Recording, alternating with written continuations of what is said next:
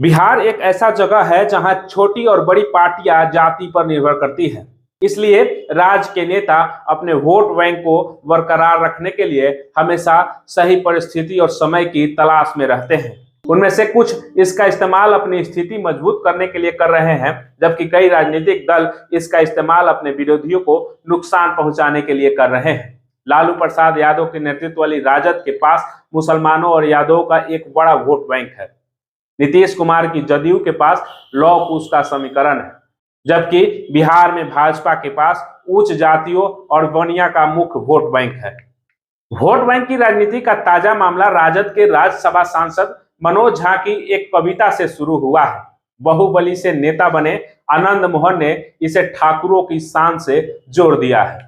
गोपालगंज के DM G Krishnaiah के हत्याकांड में जेल से रिहा होने के बाद आनंद मोहन खुद को राजपूतों के नेता के रूप में स्थापित करने के लिए एक मुद्दे की तलाश में थे। उन्होंने मनोज झा की कविता ली और इसे इस तरह से तोड़ मरोड़ कर पेश किया, यह आभास हो कि वो एकमात्र नेता है जिन पर राजपूत जाति के लोग भरोसा कर सकते हैं। फिलहाल बिहार में ज्यादा बड़े राजपूत नेता नहीं है। वरिष्ठ राजपूत नेता रघुवंश प्रसाद सिंह का निधन हो गया है।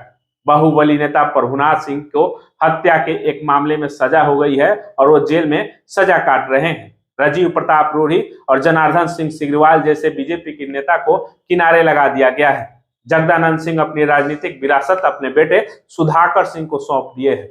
आनंद मोहन को एहसास हुआ कि मनोज झा की कविता खुद को उनकी राजपूत जाति के नेता के रूप में स्थापित करने का सही साधन साबित हो सकती है।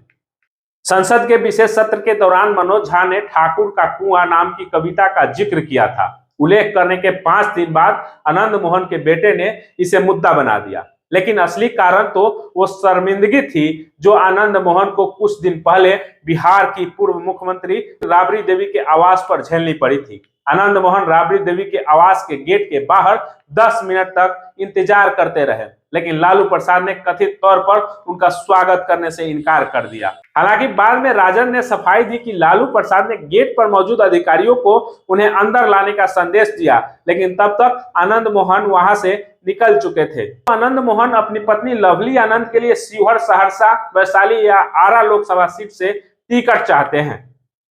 इस बीच आनंद मोहन सिंह ने मनोज झा पर तीखा हमला बोला और उनकी तुलना फिटकिरी से कर दी। उन्होंने कहा कि एक फिटकिरी यहाँ है जो नहीं चाहते हैं कि समुदाय एकजुट हो, इसलिए वो इस तरह के बयान दे रहे हैं। अगर मैं राज्यसभा में होता तो उनका जीभ काट लेता। आनंद मोहन ने कहा कि वो भाजपा के एजेंट हैं। एक बार जब बिहार में राजद कमजोर हो जाएगी तो सबसे पहले भाजपा में शामिल हो जाएंगे। मैं उसके चाचा को भी जानता हूं। उन्होंने समाजवादी पार्टी के टिकट पर चुनाव जीता, लेकिन जब उन्होंने केंद्र में कांग्रेस की सरकार बनती देखी तो वहां चले गए। फिटकिरी झा भी ऐसा ही करेंगे।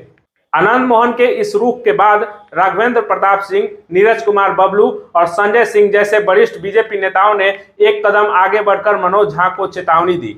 राघवेंद्र प्रताप ने तो मनोज झा का सिर कलम करने की धमकी दी। आनंद मोहन के इस रुख को बीजेपी बखूबी समझी।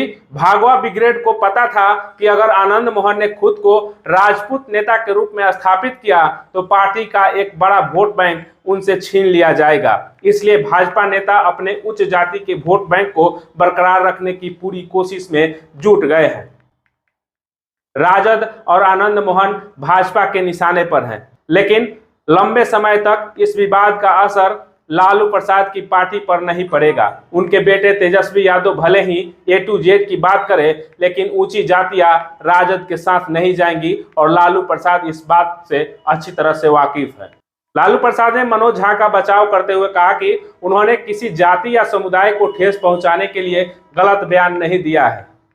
अगर हम बिहार में मतदाताओं का विश्लेषण करें तो ब्राह्मण, भूमिहार और राजपूत जैसी उच्च जातियों की तुलना में ओबीसी, ईबीसी, मुस्लिम बड़ी संख्या में है। राज्य में लगभग 19% उच्च जाति, 16% दलित और 17% मुस्लिम और 16% यादव और 38% ओबीसी और ईबीसी मतदाता है।